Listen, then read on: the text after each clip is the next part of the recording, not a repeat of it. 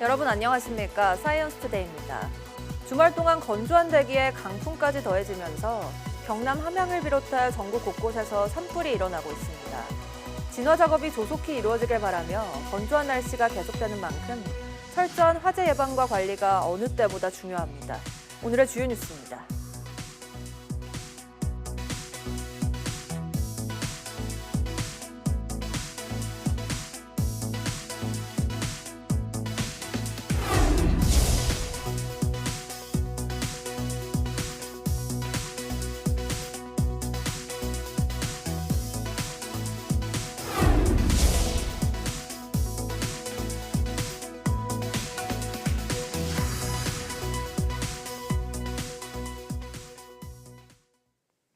경남 함양 산불이 사흘째 이어지고 있는 가운데 산림청 중앙사고수습본부는 오늘 아침 8시 기준 산불 진화율이 32%라고 밝혔습니다.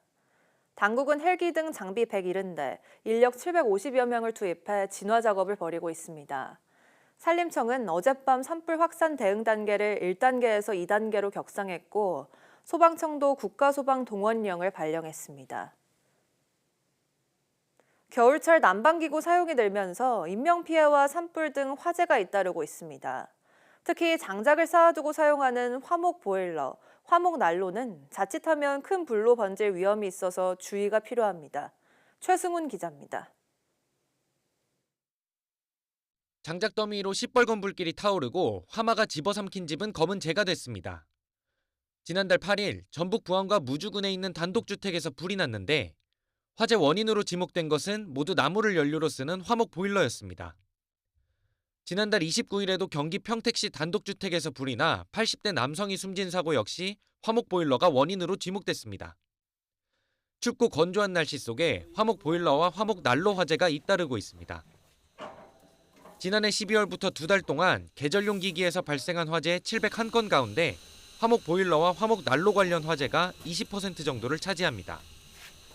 특히 도시가스가 잘 공급되지 않는 농촌 지역에서는 기름 보일러보다 난방비가 적게 들어 화목 보일러나 화목 난로를 사용하는 경우가 많은데 주로 나이 드신 분들이 많이 시골에서 사용하고 있거든요. 난방비가 기름값이 비싸다 보니까 이 화목 보일러를 조금 요새 같은 경우는 많이 사용하고 있거든요.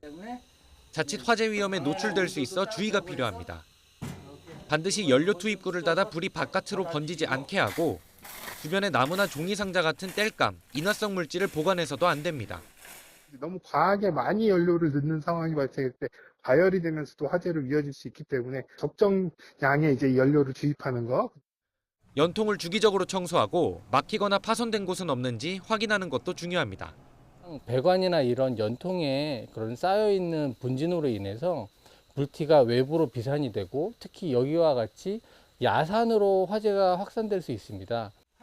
소방은 이런 피해를 예방하기 위해 화재 시 대피하기 어려운 취약시설 위주로 화목 보일러와 화목 난로 집중 점검 활동을 벌이고 있습니다. YTN 최승훈입니다. 우주와 보건의료, 정보통신기술 등 11대 분야 우리나라 기술 수준이 미국의 2008년 뒤진 것으로 나타났습니다.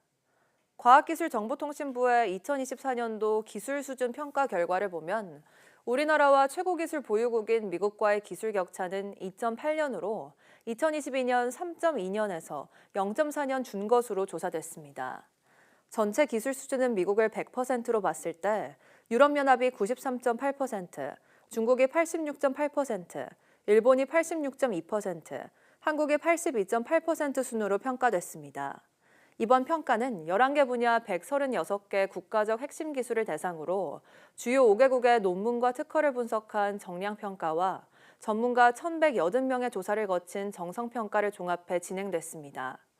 기술 수준 평가는 우주항공과 보건의료, 정보통신기술과 소프트웨어 등 11대 분야 중점과학 기술을 대상으로 2년마다 실시합니다. 스트레스를 받았을 때 나오는 땀은 일반적인 땀과는 성분이 다르다는 흥미로운 연구 결과가 나왔습니다. 특히 냄새를 통해 타인의 면역 기능까지 떨어뜨릴 수 있다고 연구팀은 지적했습니다. 권석화 기자가 보도합니다. 스웨덴 카롤린스카 연구소 엘리사비냐 박사 연구팀이 스트레스를 받았을 때 나오는 땀의 성분을 조사했습니다. 참가자들에게 공포 영화 시청 등 긴장 상황을 유도한 뒤 땀을 채취해 분석했는데 운동 중 흘린 땀과 성분이 다른 것으로 나타났습니다. 체온 조절을 위해 분비되는 땀의 99%가 물인 것에 비해 스트레스 땀에는 감정 상태에 따라 미세한 화학 물질들이 포함돼 있었다고 밝혔습니다. 흥미로운 건 이 스트레스 땀은 냄새를 통해 타인에게 영향을 미친다는 겁니다. 땀 냄새에 노출된 참가자들의 뇌에서 불안 중추인 편도체가 즉각적으로 활성화됐습니다. 동시에 스트레스 호르몬인 코르티솔 수치도 상승해 몸이 긴장 상태로 전환됐다고 연구팀은 설명했습니다. 특히 공감 능력이 높은 사람일수록 이러한 생리적 변화가 더 뚜렷하게 관찰됐습니다. 연구팀은 관찰 결과 바이러스와 암세포를 공격하는 NK세포의 활성도가 감소했다면서 개인의 스트레스가 주변 사람의 면역 기능 저하로 이어질 가능성도 제기했습니다. 스트레스가 높은 환경에서는 환기를 자주 하고 가볍게 산책하는 등 긴장을 낮추는 습관이 필요하다고 전문가들은 조언합니다. YTN 사이언스 권석화입니다. 울산과학기술원이 고농도 메탄올 속에서도 최대 1.68배 빠르게 증식하는 메탄올 내성 미생물 균주를 개발했습니다. 일반적인 균주는 메탄올 농도가 1%를 넘어서면 성장이 억제되는데 연구팀은 메탄올 농도를 점차 높여가면서 단계별로 살아남는 균만 골라내 다시 배양하는 적응형 진화 방식을 이용했습니다. 이를 통해 C1 바이오 리파이너리용 메탄올 내성 균주를 만들고 이 균주의 유전자 변이를 찾아냈습니다. 연구팀은 이번 기술이 바이오 플라스틱과 유기산 생산 공정의 단가를 낮추고 생산성을 높이는데 도움이 될 것으로 기대하고 있습니다. 연구 결과는 국제학술지 바이오로지컬 엔지니어링 저널에 게재됐습니다. 암세포가 스스로 늙어서 증식을 멈추게 할 수 있다면 어떨까요? 국내 연구진이 암세포의 DNA를 보호하는 특정 단백질을 억제해 암세포를 영구적인 노화 상태로 만드는 새로운 치료 전략을 내놨습니다. 보도에 오태인 기자입니다. 울산과학기술원 동물실험실에서 연구진이 쥐를 대상으로 실험을 이어갑니다. 대장암에 걸린 쥐와 NSMF라는 특정 단백질을 제거한 쥐를 교배했습니다. 둘 사이의 새끼를 분석해보니 암세포의 발생 빈도가 확연히 줄어든 것으로 나타났습니다. 암이 생기더라도 암세포 성장이 억제돼 대조군 대비 생존 기간이 33.5%나 늘었습니다. 단백질을 없앴을 때 기존의 정상세포와는 다르게 암세포만 노화에 빠지는 것들을 확인해서 이게 새로운 암치료 전략이 될 수 있다는 사실을 발견하게 된 겁니다.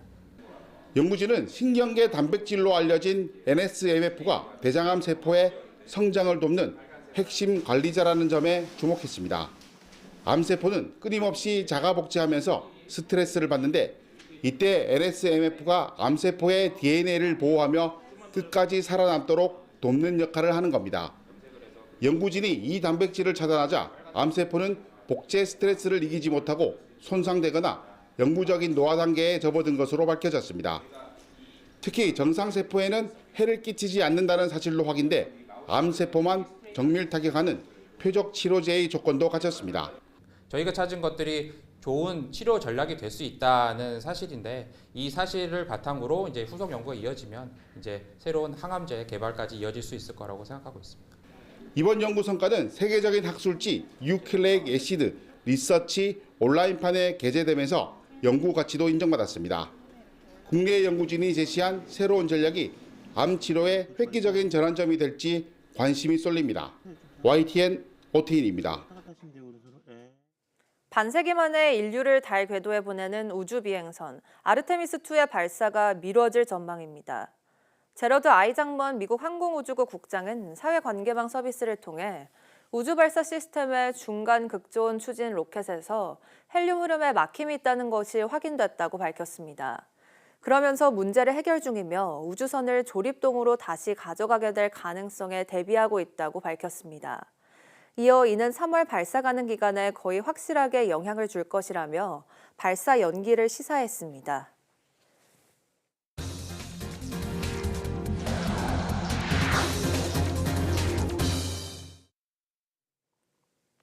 트럼프 미국 대통령이 전 세계에 새로 부과하겠다고 한 관세 10%를 15%로 올리겠다고 밝혔습니다.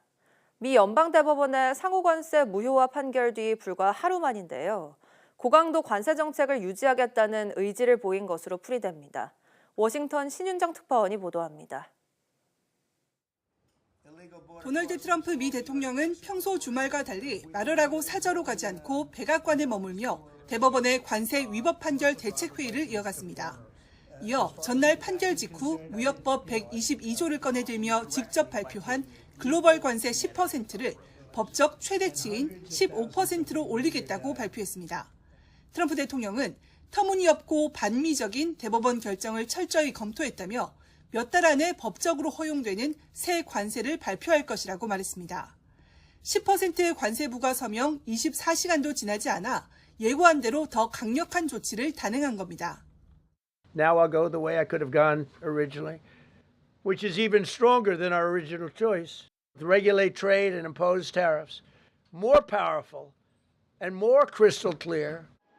무역법 122조는 대통령의 국제수지 적자 대응을 위해 최장 150일간 최대 15% 관세를 부과할 권한을 부여하고 이후 의회 승인을 받도록 하고 있습니다. 단 하루 만에 관세율이 널뛰며 전 세계 무역과 금융시장 불확실성은 커지고 있습니다. 영국 등 일부 국가는 새 관세율 15%가 이전보다 높아지지만 역설적으로 중국은 상당한 관세 인하 효과를 보는 등 각국과 기업의 혼란이 예상됩니다. 트럼프 대통령은 이와 함께 $800, 우리 돈 115만 원 이하 소액 소포의 관세를 유지하겠다며 별도의 행정명령에 서명했습니다. 관세를 우회하거나 펜타닐 같은 위험물을 밀반입하는 데 악용되고 국가안보와 직결된다며 이번에도 국제비상경제권한법 28을 근거로 제시했습니다. 현지 언론들은 법적 제동에도 트럼프 대통령이 가용한 모든 수단을 동원해 관세 장벽을 더 높이겠다는 의지를 드러내고 있다고 지적했습니다. 뉴욕타임스는 사법부를 향한 무력 시위 같다며 저가 수입품 세금 회피 구멍을 차단하겠다는 의지를 강하게 보였다고 보도했습니다. 워싱턴에서 YTN 신윤정입니다. 정부는 오늘 아침 이영일 재정경제부 1차관과 한국은행, 산업통상부, 금융위원회, 금융감독원이 참석하는 시장 상황 점검 회의를 열고 미국 대법원의 상호관세 무효 판결에 따른 시장 영향 등을 점검했습니다. 참석자들은 미 대법원의 상호관세 무효 판결 당일 미국과 유럽 증시가 상승하고 달러 인덱스도 안정적인 모습을 보이는 등 글로벌 시장 영향은 제한적이었다고 평가했습니다. 다만 판결 직후 미국 정부가 전 세계에 10% 관세를 부과하고 다음 날 15%로 인상을 예고했으며 지정학적 갈등 등 대외 리스크 요인이 상존하고 있어 각별한 경계심을 가지고 24시간 시장 모니터링 체계를 지속 가동해 시장 상황을 면밀히 점검해 나가기로 했습니다. 구글과 애플이 요청한 고정밀 지도 반출 허용 문제가 미국의 통상 압박과 맞물리며 중대한 갈림길에 섰습니다. 구글이 보안 서류를 제출하면서 정부 결정에 관심이 쏠리는 가운데 국가안보와 국내 산업 피해에 대한 산업 학계 우려도 어느 때보다 커졌습니다. 차유정 기자입니다. 구글의 고정밀지도 반출 요청 문제에 대해 정부가 결정을 내려야 하는 시기가 또다시 다가왔습니다. 구글이 정부가 요구한 기한에 안보 처리 조건 일부를 수용한다는 내용을 담은 서류를 제출했기 때문입니다. 다만 서류 검토의 시간이 필요해 최종 결론까지는 좀 더 걸릴 것으로 보입니다. 2007년부터 구글이 줄기차게 지도 반출을 요청해도 안보 우려를 이유로 거절하던 정부가 이번에 망설이는 건 미국 행정부가 전면으로 개입하고 있기 때문입니다. 트럼프 행정부는 거듭된 관세 협상 과정에서 지도 반출 제한을 비관세 장벽으로 지목하며 압박 수위를 높였습니다. 하지만 관세 위험 피하려다가 IT 주권을 내줄 수 있다는 우려의 목소리도 거셉니다. 지도 반출을 허용했을 경우 공간정보 산업 전반의 주도권을 상실하며 입는 경제적 손실이 10년간 최대 197조 원에 달할 거란 살벌한 경고도 나왔습니다. 총 비용은 시간이 갈수록 증가를 해서 2035년 기준으로는 GDP의 2%, 4% 정도에 이를 정도로 큰 피해를 보이고 있고 국내 산업 위축과 해외 유출분이 가장 큰 피해로 발생할 것으로 예상이 됩니다. 자율주행 사업 등을 하는 국내 기업은 돈을 내고 지도 연결 프로그램을 이용하는데 이런 이용료와 국외 라이선스 비용 등 로열티 유출 손실도 연간 최대 14조 원까지 추산됩니다. 국내 스타트 기업들이 API를 아무래도 인프라를 조성하거나 그런 여건이 안 되니까 구글 API를 쓸 것 같은데 그런 걸 쓰는 순간부터 이제 계속 외화가 해외로 가는 거죠. 한번 종속되면 휘둘릴 수밖에 없습니다. 원하는 걸 다 들어야 돼요. 무엇보다 정부가 내세운 핵심 조건인 국내 데이터 센터 설치 요구에는 구글이 여전히 난색을 보이는 것으로 알려진 상황. 애플은 데이터 센터 설치 조건을 수용하겠다는 입장인 만큼 허용 가능성이 있다는 전망도 나옵니다. 애플이 운영 중이라고 주장하는 데이터 센터는 현재 임대 형태인 것으로 추정되는 만큼 정부의 보안 점검과 사후 관리가 작동할 수 있는지 엄밀히 확인해야 한다는 목소리도 높습니다. YTN 차유정입니다. 트럼프 대통령의 관세 정책으로 고충이 많았던 국내 가전 업체들이 세계 최대 미국 시장에서 치열한 각축전을 벌이고 있습니다. 특히 인공지능 AI와의 결합, 실내 공간과의 조화, 브랜드 고급화, 또 주방 영역 확대가 시장 주도권을 잡기 위한 4대 트렌드로 제시됐습니다. 미국 플로리다주 올랜도에서 이승윤 특파원입니다. 주방 욕실 산업 분야의 CES라 불리는 북미 최대의 주택 생활 건축 전시회 KBIS. 미국 플로리다주 올랜도에서 열린 올해 행사엔 가전, 가구, 인테리어 등 700개 브랜드, 업계 관계자 4만 명이 집결해 신제품을 선보였습니다. AI와의 소통을 통한 시너지 효과가 화두로 떠오른 가운데 LG전자는 AI 홈 플랫폼, 싱큐와 연동되는 보이스 스피커를 통한 통합 관리를 강조했습니다. We use OpenAI. We're very open about it, and we are integrating multiple different types of AI. TVs, from HVAC system, and the home appliances. We really wanted to concentrate how we can bring the ecosystem even closer to the users. 삼성전자는 디스플레이를 통한 AI와의 소통에 집중해 대조를 보였습니다. 또 LG전자는 LG 시그니처, G는 카페, 삼성전자는 데이코를 내세우는 등 수익률이 높은 럭셔리 가전 시장을 잡기 위해 고급 브랜드를 내세운 것도 특징. 1965년에 만들어져서 지금 60년 가까이 된 브랜드입니다. 그렇기 때문에 저희가 미국에서 비즈니스를 할 때는 데이코의 그런 헤리티지를 기존에 유지하면서도 삼성과 시너지를 낼 수 있도록 해서 가구인지 가전인지 분간하기 어려울 정도로 실내 공간과 조화를 이루는 제품 디자인도 세계 최대의 가전 시장인 미국 시장의 대세로 자리 잡았습니다. 특히 기존엔 분리됐던 주방과 거실이 즐거움을 위한 공간으로 통합되면서 주방 가전의 영역이 확장된 것도 주목할 만한 트렌드로 꼽힙니다. AI와 디자인을 결합한 가전제품의 진화가 생활을 관리하는 플랫폼이자 공간의 일부로 영역을 확장하고 있습니다. 올랜도에서 YTN 이승윤입니다. 인공지능 수요 확대로 호황을 맞은 반도체 수출이 1년 전보다 2배 넘게 뛰면서 2월 들어 우리 수출 실적이 또 역대 최대 기록을 갈아치웠습니다. 관세청은 2월 1일부터 지난 20일까지 수출액이 435억 달러로 1년 전 같은 기간보다 23.5% 증가했다고 밝혔습니다. 월별 1일부터 20일까지 수출 실적으로는 역대 최대입니다. 설 연휴 등을 제외하고 실제 조업 일수를 고려한 일평균 수출액은 지난해 동기보다 47.3% 증가한 33억 5천만 달러로 나타났습니다. 수출 품목별로는 반도체 수출이 지난해 같은 기간보다 134.1%, 2배 넘게 늘어난 151억 1천만 달러에 달했습니다. 요즘 바람연금, 햇빛연금처럼 주민이 재생에너지 수익을 직접 공유해 마을을 살리는 모델이 주목받고 있습니다. 실제 제주의 한 마을이 해상풍력 수익을 출산 장려금으로 지급하며 공동체에 활력을 불어넣고 있다고 합니다. 고재영 기자의 보도입니다.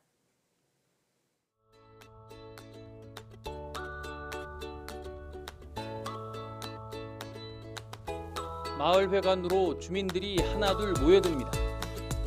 이어 열린 마을총회. 해상풍력 발전 수익으로 마련된 출산장려금이 처음으로 지급됐습니다. 대상은 2024년 이후 태어난 아이 7명. 첫째는 500만 원, 둘째부터는 1,000만 원이 지원됐습니다.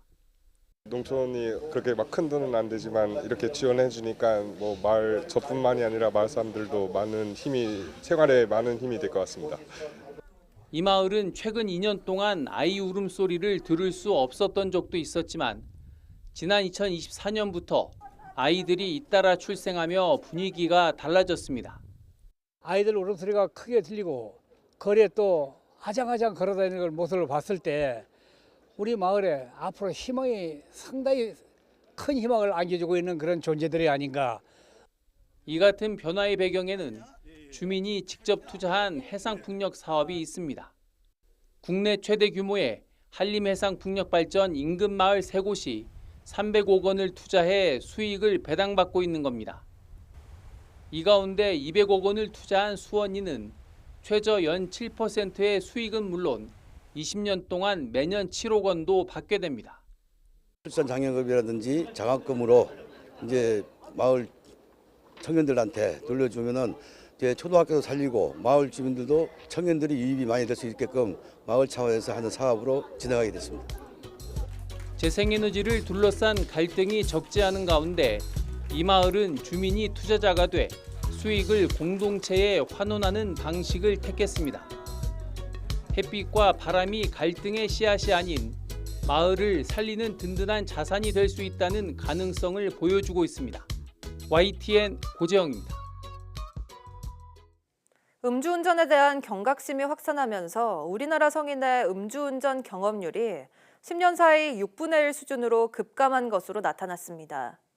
보건복지부와 한국건강증진개발원이 발간한 2025년 알코올 통계 자료집을 보면 지난 2023년 기준 19세 이상 성인의 음주운전 경험률은 2.1%로 집계됐습니다.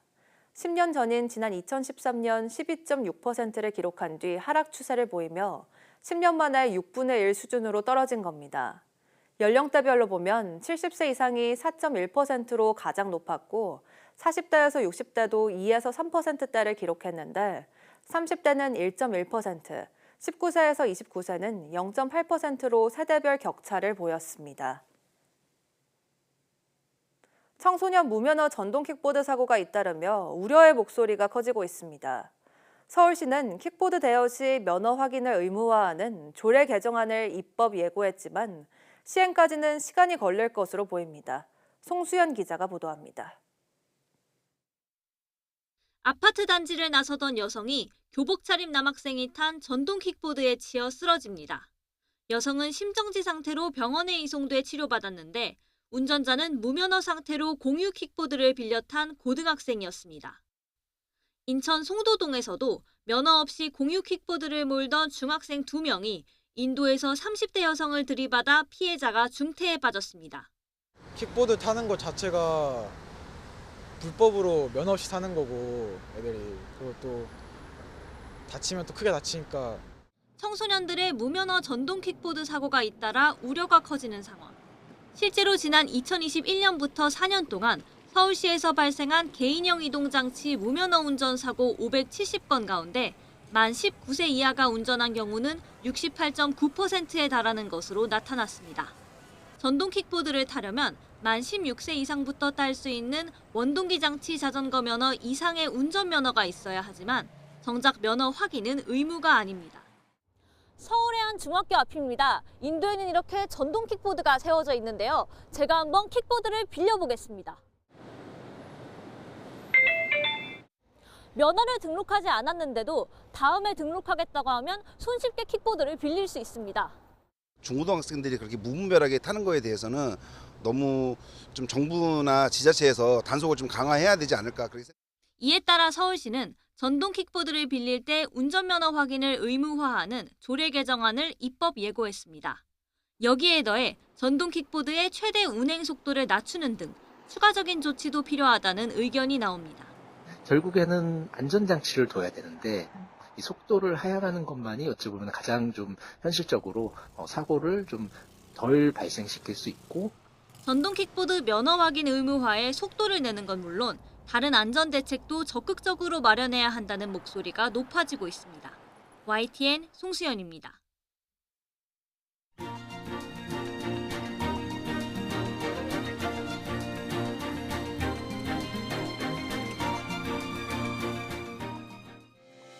(2월 23일) 오전 사이언스 투데이 마칩니다. 오후 뉴스도 많은 시청 바랍니다. 시청해주신 여러분 고맙습니다.